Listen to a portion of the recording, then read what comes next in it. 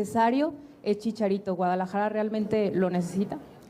Bueno, esas serán otras evaluaciones que se hagan.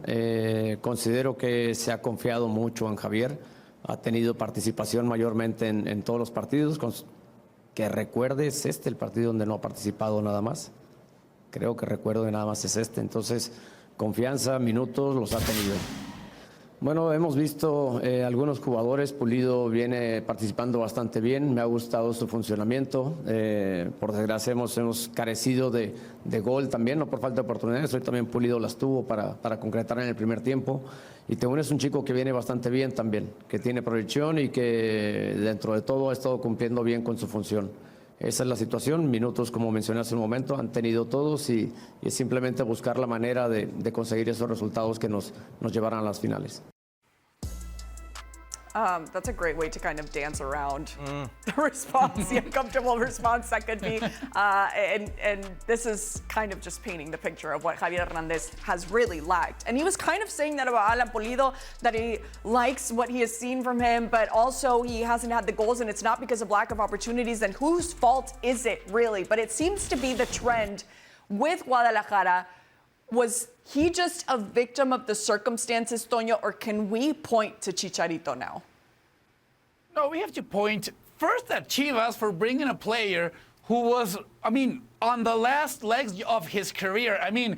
He was definitely not going to be the answer. If Herc was talking a minute ago that Eric Gutierrez and Luis Romo weren't going to be the answer for Chivas, especially Chicharito at this part of his career was not going to be the answer. So he was a victim of circumstance in a way, because Chivas is not a team that creates a lot of opportunities, Chris. But from the beginning, I don't think any of us here thought it was a good idea for Chivas to bring Chicharito. Well, here's the thing, Toño. When you talk about Chivas bringing Chicharito, a player who tore his ACL with the LA Galaxy, and that was the last team image we had of Javier Hernandez, but when he was physically fit, he was scoring some goals for the LA Galaxy. You thought, well, maybe he could rekindle some of that goal-scoring ability with Chivas. He had one good season, Herc. Well, hold on. He had one good season. No, that's not true. That's not true. With the LA Galaxy, he had more than one good season. He was scoring goals constantly. He was one of the more important players. He was one of the more. He was scoring goals when he was physically fit. Here's the thing. Here's the thing with Javier Hernandez. It's not like a woe is me for Chivas that Javier Hernandez didn't pan out. They are making out with what they wanted to do with Javier Hernandez, which was sell. They are selling jerseys. They are selling sponsors. They are selling tickets. They're selling the gate.